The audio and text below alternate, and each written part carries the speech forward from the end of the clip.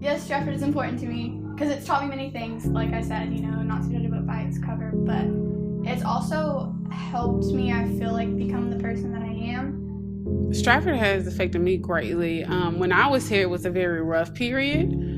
So I kind of took that as a drive. So I kind of took the negative and turned it into positive.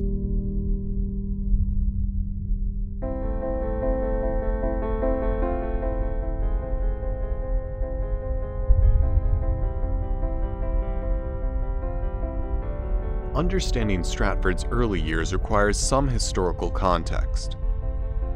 Following the historic Brown v. Board of Education ruling, in September 1957, the Nashville Public Schools implemented their stair-step plan to desegregate the school system. The plan was to start with first graders and add 1 grade a year until all 12 grades were racially integrated. Well, it was a very slow process marching toward any element of desegregation. First, there was the Southern resistance, which made it, in some cases, illegal for teachers to teach in racially integrated schools. Many white people in Nashville were fiercely resistant to this change. As 13 black first graders enrolled in 8 previously all-white schools, they were met by organized white protesters. 4 of the schools were located in East Nashville, where blacks and whites had lived in the same communities, but attended separate schools. Public schooling is local. It's very local, and that means that the entrenched interests to maintain a segregated system were quite strong following the Brown decision.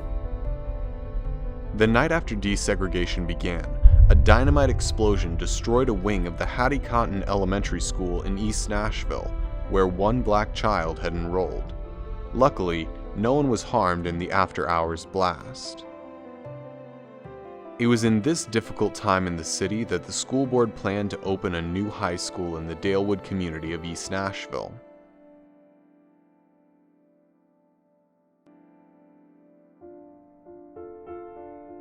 Well, again, it was built. I watched it being built. I think the first year it was open was maybe 61. I had an older sister that came here, the first year it was open. We watched it grow from the ground up. When it first opened up, this building was not completed when we first came in. Well, when we had to register the students, we didn't have any place large enough to register the students. We had to go to the football field, and it was nothing but a mud field because it had rained the night before. Originally to be named Rosebank High, Stratford opened in August 1961, serving grades 7th through 9th, and then adding 10th through 12th as the class progressed. The school was built in the midst of a new housing development and drew students from Dalewood, Inglewood, Rosebank, and Dan Mills. That first year, the biggest controversy surrounding the school had nothing to do with desegregation, but involved the rezoning of some students who had planned to attend Lytton High in North Inglewood. Many families were disappointed with this zoning change. When I got here, everyone seems to be very cordial to each other. They all got along with each other. They all seem to be very compatible with each other. And I didn't see any discord, but I'm sure at the onset when you had to come to Stratford and you wanted to go to your favorite school of Lytton because you were in the marching band and you had to come to Stratford, there was probably some people that were very upset at that time. The school opened with a predominantly white staff and served an entirely white student body. That first year, Stratford remained unaffected by the push for racial integration in the city. It was a mirror of our community. You had well-to-do students, you had lesser-to-do students, you had blue-collar all the way throughout our schools. You had some white-collar students that were here from parents. There were many firsts in the years to come. Bruce Sarter was the first principal to lead the school. Ronald J. Webb organized the school's first football team, which was undefeated that year, even though the field wasn't constructed yet and all games were played away from home. New school songs and school groups started with plenty of parent and community involvement. In 1963, Dr. Lucius Birch donated property adjacent to the school for a football stadium. The school became known for groundbreaking programs that included science, technology, engineering, and mathematics, a reputation the school holds proudly today under the STEM brand. The State Department of Education awarded Stratford one of the first letters of commendation for general excellence.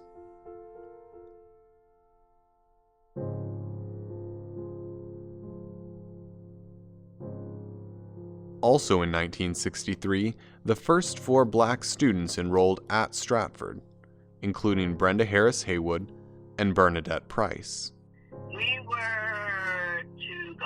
We were the first blacks to integrate Stratford. Our parents took us each to the school. Yeah, it was pretty nerve-wracking because all the cameras and the videos, the news people were there, and we knew what was going on, but it was still scary because, of course, no one really wanted us there. So I walked up the stairs, and on either side of me there were news cameras, and they picked up rocks and they threw rocks at me and they spat on me, and they told me, they used the N-word and told me I didn't belong there. People stood in front of the door and told me I couldn't come in. Mr. Webb he was on the other side of the door. He came through the door and he asked everybody to move. Often people ask me, why did I do it? I felt like I had to do it for the kids that were coming behind me. And they were doing sit-ins downtown, and most of the kids were 16, 17, and 18, and I was only 12. So my mother would not allow me to be involved in that type movement. So for me, this was a way that I could play a significant role in the movement. It was interesting. It wasn't as traumatic as you would think it would be for us. I mean, we experienced, at least I did anyway, I felt like I was made to feel like part of the school system. I guess that's because, again, we had already integrated into Inglewood, into the elementary school system, and then went from there until to Stratford. I remember in '69 there was a big sit-in because we had black students on the sports teams, but there were no black cheerleaders. And they felt that was unfair. The black students sat in the cafeteria peacefully one morning. It was all over the news. There was rioting at Stratford and stuff. There wasn't. It was a peaceful sit-in. It was a peaceful sit-in in the cafeteria. They held us up in class until something was resolved, and then they let us go home early. Despite integration efforts at Stratford and district-wide, segregation was still the norm. In fact, 9 out of every 10 black students in Nashville attended an all-black school. In response to the slow progress, the federal courts mandated accelerated integration to begin in the fall of 1970.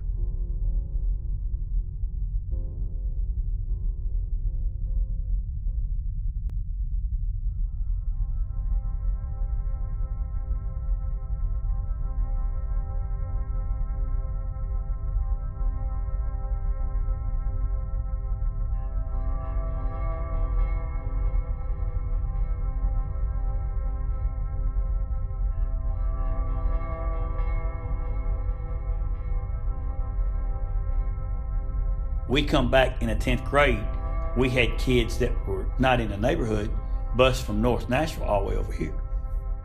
That was a big deal because we didn't know them, they didn't know us. To comply with the court's ruling to accelerate integration, the Nashville schools began busing students outside their neighborhood schools in 1971.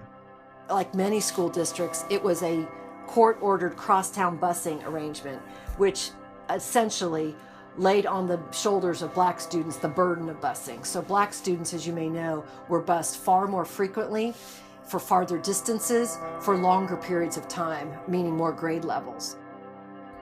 It was a strong school. I felt like I got the education through the staff, the community, and my family to lead me to, the aspirations that I had as a young child. I feel very fortunate that it was Stratford. Stratford's strong reputation as a leader in academic excellence continued through the 70s. The school hosted a dynamic student body, received active parent involvement, and boasted vibrant community engagement. Well, the parents were totally involved. There was PTA, there was a men's club that, the dads and, the interested men would get together and do fundraisers and things to help the sports teams and the band and whatnot. It was just fun. We had a fun time here. It's at the time, just community school, and everybody lived pretty close. And this, Stratford was one of the better schools in the city at that time. Because there was a real strong sense of community and pride in the school from the day it opened as a new school. So it's it's in the background of pretty much everything that I do as a man. Had great teachers. The teachers were just outstanding here. Like I said, you didn't want to miss school. We didn't have a attendance problem here at Stratford back in the 70s. While Stratford had been slow to integrate in the 1960s, in the 1970s the school emerged as a leader, becoming one of the first 3 integrated faculties in the district, and one of the first schools to show significant progress in student integration. There was a willingness, I think, that transformed into the community, in all communities, and specifically Stratford, because it was such a great example of diversity that could be. And I'm not saying it was easy. It was not easy. The school system and the city was not easy, but what you do, you can't correct all of that. So what we tried to do, I think, was correct just what we could, and that was our school. And from that diversity, we came out in unity. It was the thing that most of us, we knew it was happening, and we tried to make. Now, see, it was new for us too, because most of us, we had been segregated. So it was new to us too. So in a way that helped us in that we knew we had to do more. Throughout the district, however, many schools were in turmoil over the busing plan.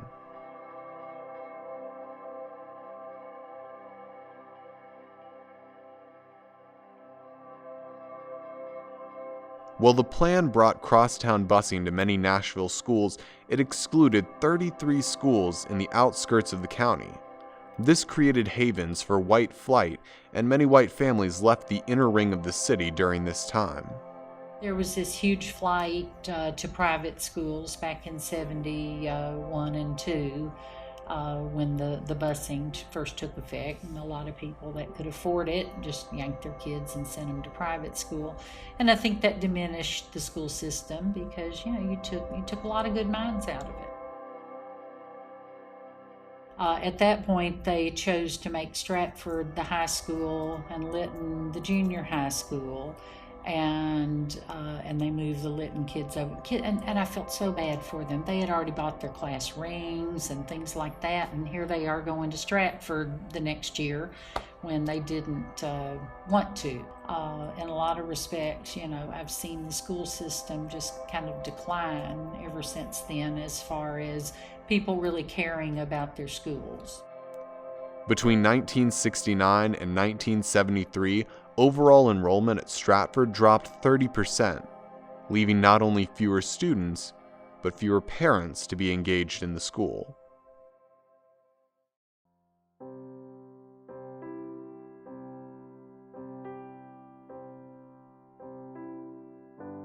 This was taken in the gym, and that is Carla Doolittle, and I cannot remember the one in the pink. This was Nerd Day during Spirit Week.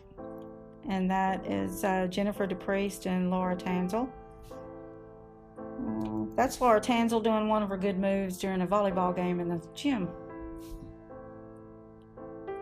And this is Mr. and Mrs. Stratford. That's Steve Andrus and Beatrice James.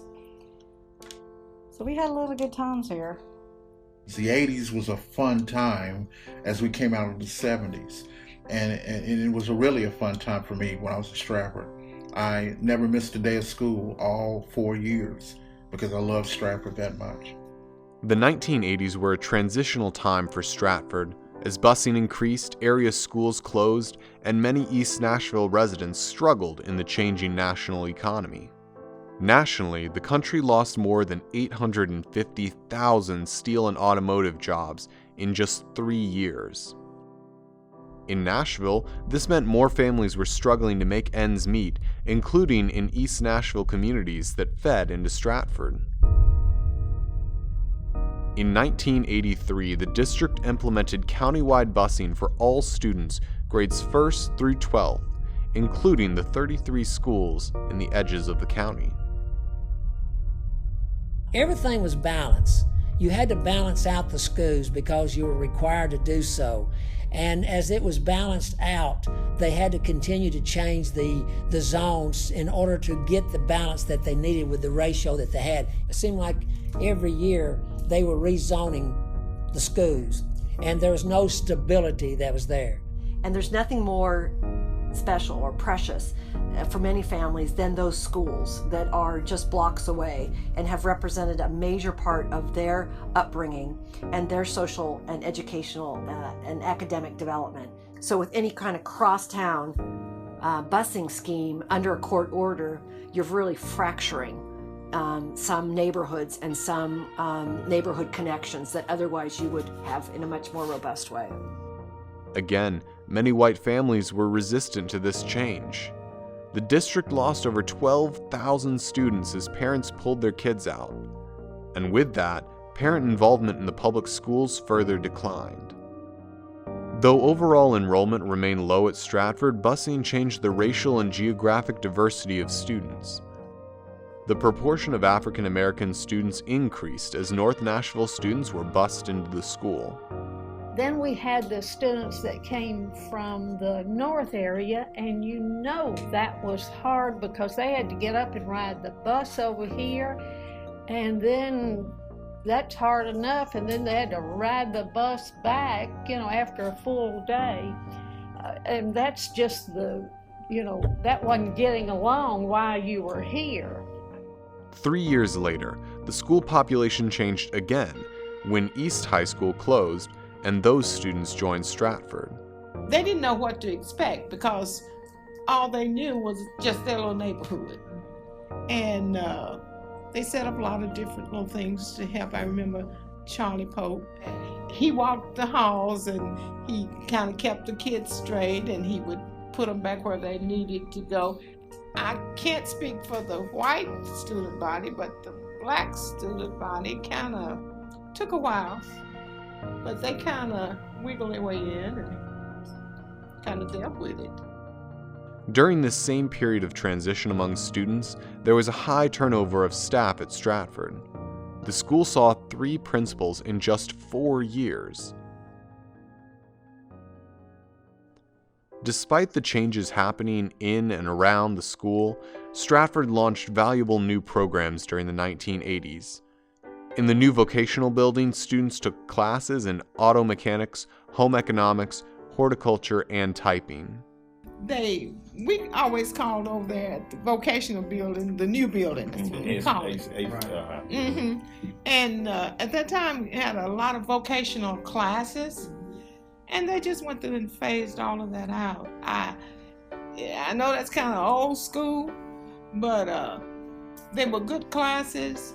And the children learned a lot.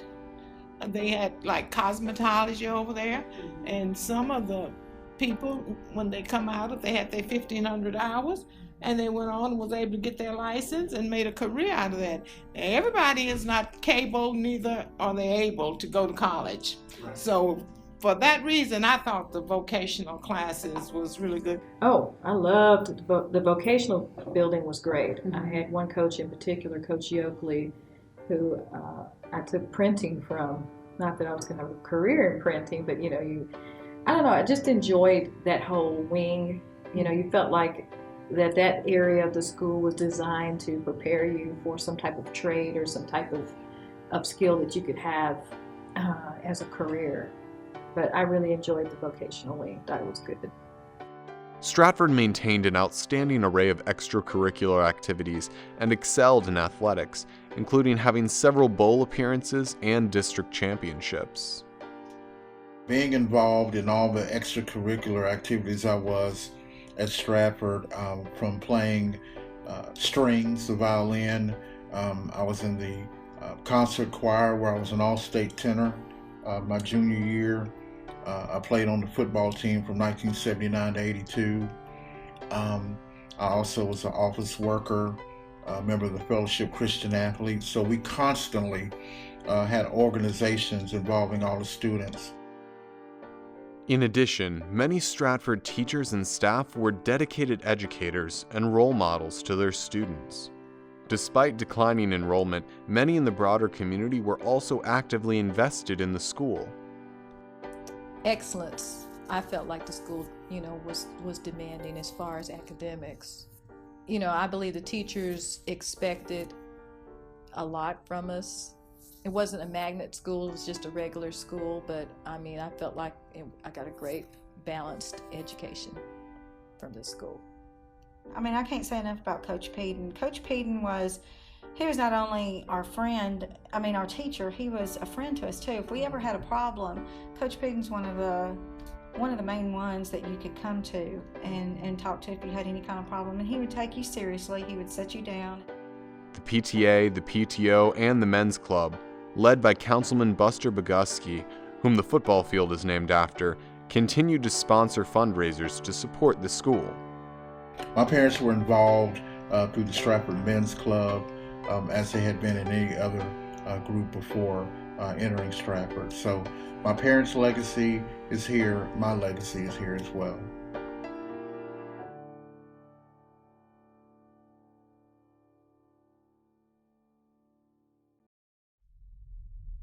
From that standpoint, as I say, I was here in with the change, and I changed along with the students as they got along with each other. That helped us, but we just didn't see the change or the bad reputation, that the rap that was coming our way.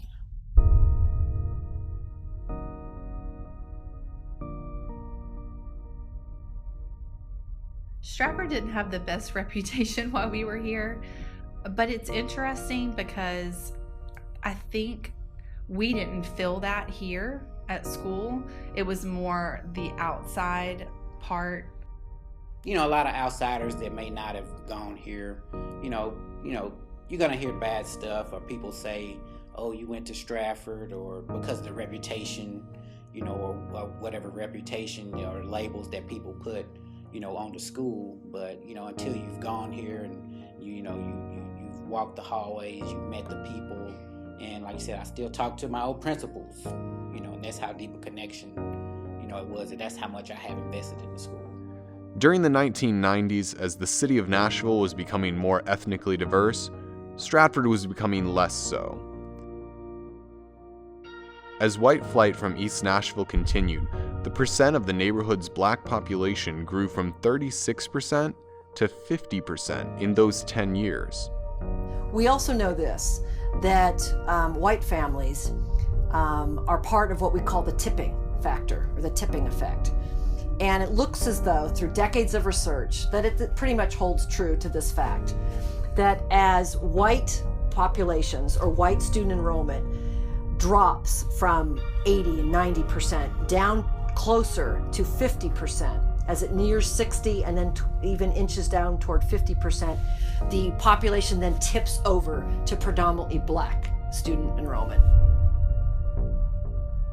White families tend to be more comfortable when their children are clearly in a majority, and when that majority slips, there is an increased likelihood of white families moving out. An increasing number of Stratford households struggled financially, and many students began working to assist their families. For some, the increased pressure for students at home made it harder to come to school, and the school had one of the highest truancy rates in the district. The school received increasingly negative attention from the press, particularly after a student brought a bomb to the school in the mid-90s. When I was in high school, and Stratford had a horrible reputation for everything. From athletics to academics to violence, it was the whole gamut of what's bad with America these days. There were a number of initiatives designed to address students' needs during this time. The Second Educational Opportunity Program helped students make up lost credits, and many students found success in the school. One of the most significant changes came in 1998 when the district ended busing and returned to a neighborhood school model. Additionally, it also created school of choice options. However, these initiatives were not enough to stem the exodus of many middle-class families who, regardless of race, continued to opt out of Stratford, even as they remained in the neighborhood. This not only led to under-enrollment of students, it meant less adults in the neighborhood were directly invested and engaged in the school.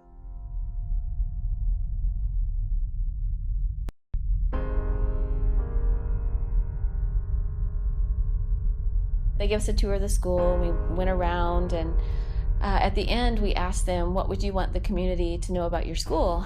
And they very basically said, we want them to know it doesn't suck. In the 2000s, Stratford was directly impacted by the district's reorganization, insufficient investment of resources in urban schools, and declining community engagement in the school. The reputation here was very rough when I went here, especially when I started enrolled in Stratford in 2003. Now, by the time I graduated in 2007, it had definitely improved, but I would say that it was still rough. It used to be serious gang fights down in the student parking lot between Mexicans and the Asians. And then, of course, you had the Bloods and Crips. You had to be careful, who you associated yourself with, because they would just assume you was part of that, and your ass would be in trouble. So there would be certain parts of East Nashville that kind of feuded with other parts of East Nashville. And if you did not live in that neighborhood, or you didn't live in that apartment complex or on that street, you did not stand on that wall. And that was a rule, and a known rule. Having not been updated in several decades, Stratford's facilities suffered. The school district responded slowly to requests for repairs.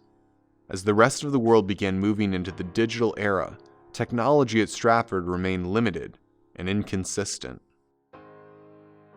What I think is that, I remember the grass would get super high.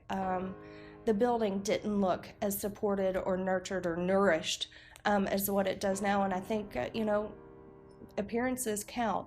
I also think that, back then we also had 1,500 students. We were kind of packed in wall to wall, and I don't think we had really the academic instruction. Kids in poverty learn because of us, and upper income kids learn in spite of us. And so when oftentimes Stratford and other schools in East Nashville had difficulty in recruiting the top teachers, and I think that teacher quality had an impact. Internally, teachers and administrators who weren't 100% invested. You can't be somewhere you're not truly invested in, especially when it comes to, the future. The children here are the future. If you don't have people really truly invested and just come to collect a paycheck, or they think so low of the population and the students that they're serving, kids can pick up on that. You know what I mean? Stratford failed to meet achievement and growth criteria established by the Tennessee Department of Education, and in 2001 was put on the state's failing schools list.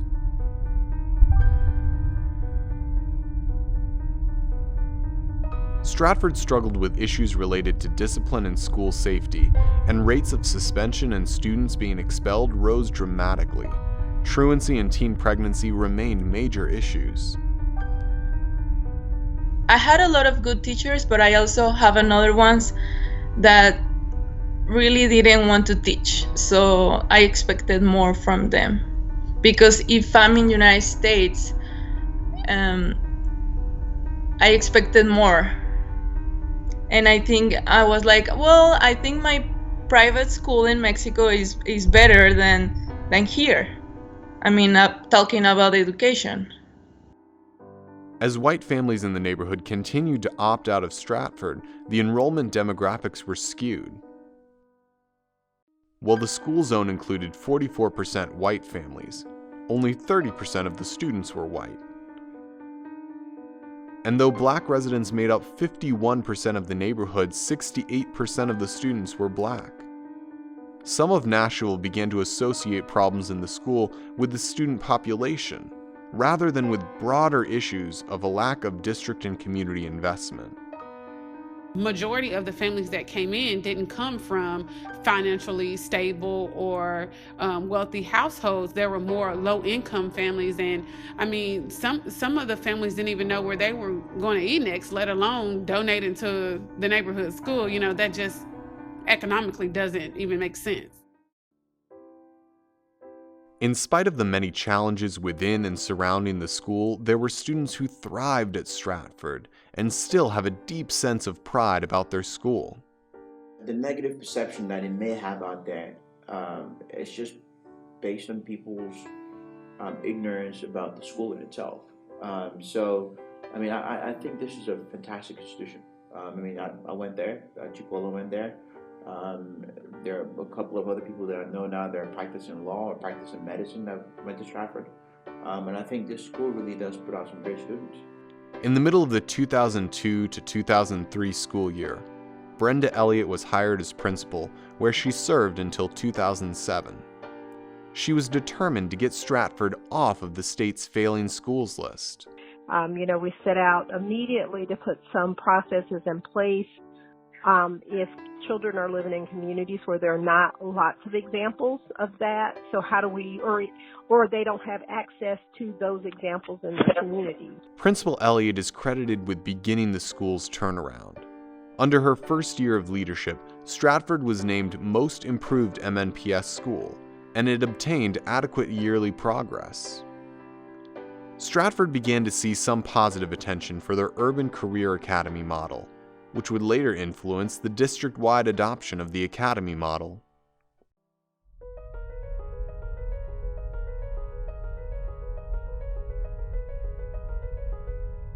I think a strong high school and a community benefits everyone, because if the school is thriving, the students are thriving, the community is thriving.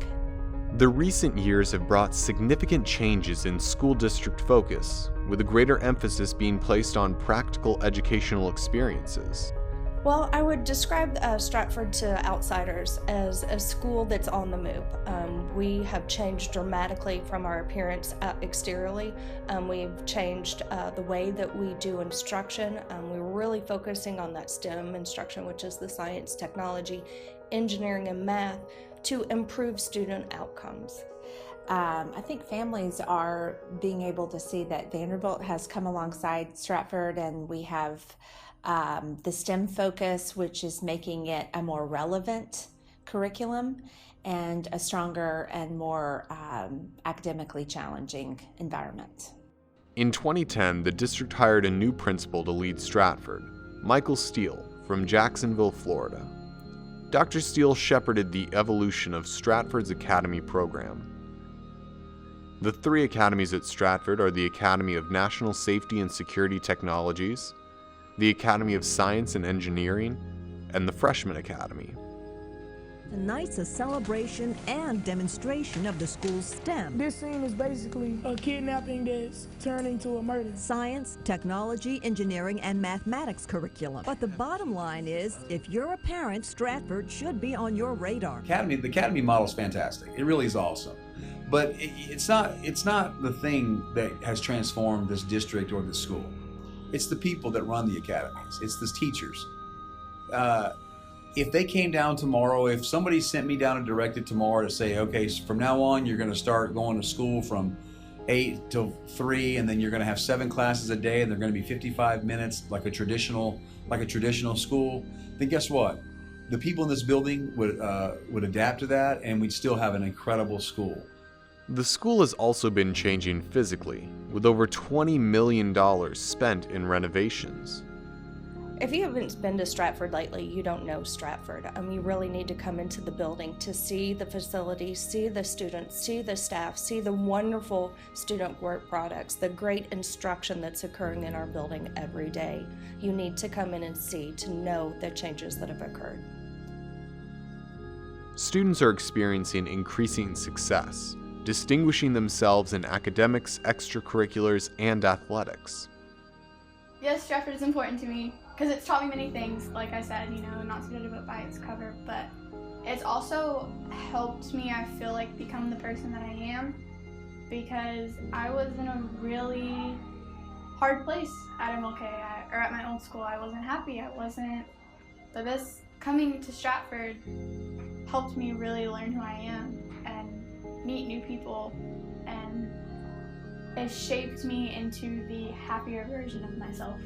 I miss the friends I made there, and I miss the experience. I mean, I know I had a hard time there, but I also appreciate the experience that Stratford gave me.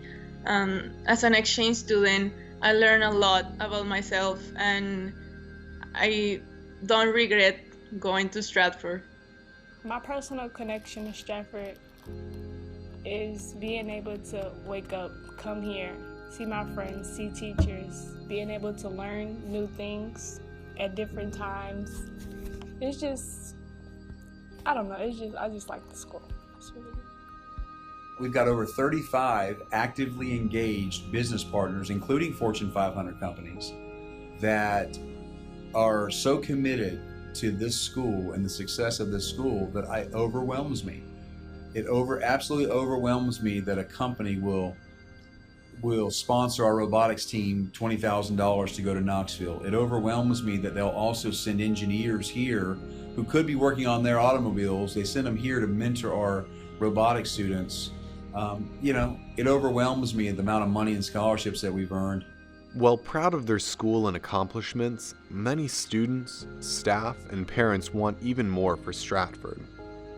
And I feel like the students that don't apply themselves here are taking up for like people are overgeneralizing and saying that all the students here at Stratford aren't learning, because there are quite a few that don't apply themselves and take it seriously. I talk to people that go to other high schools here, the nicer high schools you could say, and they're like, oh, you go to Stratford? Oh wow, that's like not a safe school, it's a gross school. It's like, it's really not. This school is fine. Like, if you're one of the people that are causing troubles, then stop, because we don't want to stereotype our school. It got a bad rap years ago. It should not have that rap anymore. The school is recreating its identity.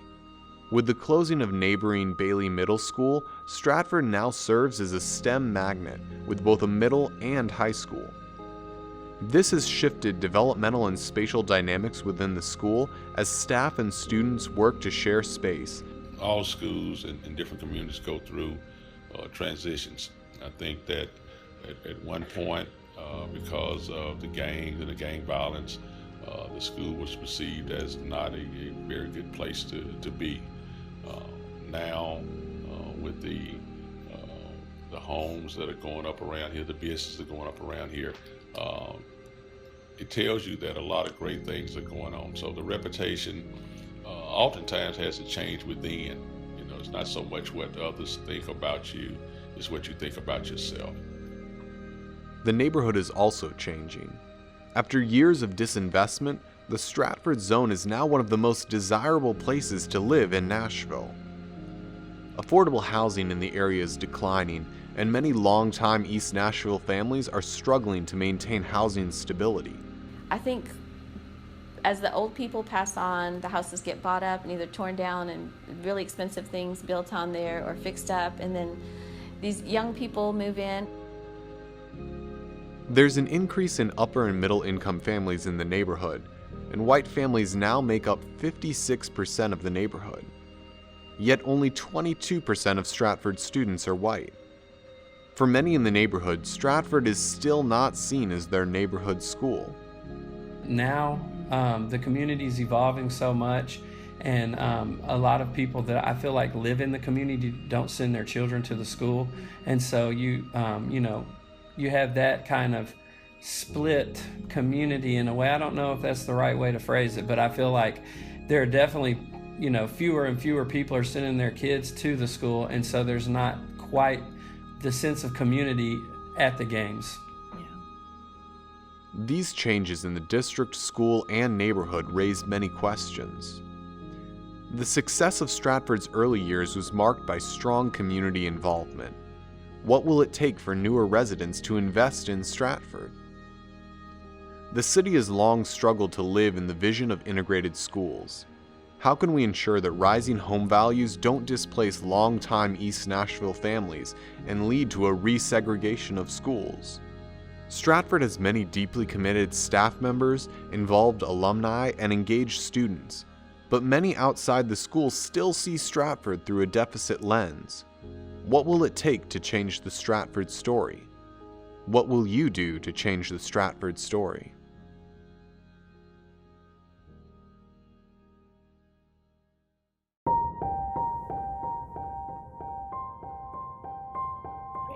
And when you think of the school, what are 3 words that come to your mind? Your first What are thoughts? 3 words? Mm-hmm. Your first thoughts. Okay, first thoughts are community, high achieving, and unlikely. Opportunity, diversity, encouragement. Improved, nice,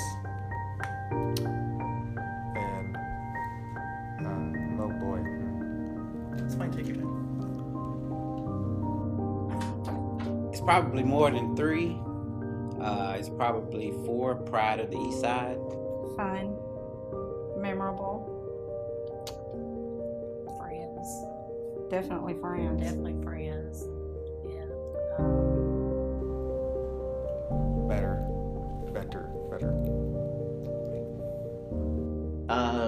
So I'll think 1 is innovation, 2 is community, and 3 is just a group. What's the word we're looking for? 3 is probably passion. I remember a lot of the teachers, Mr. Hunter, that taught history.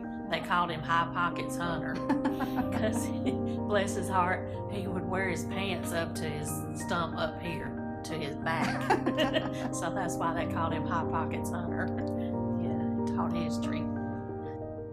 Love, I guess, because we were high school sweethearts, and fun. Soul. What about friends? We still have a lot of really good friends from high school. Yeah. I'll have to say sports, for sure. Like I said myself, it's a good school, and I love Stratford. This is my baby, and so I don't have kids, but Stratford's my baby. And he has taken care of it.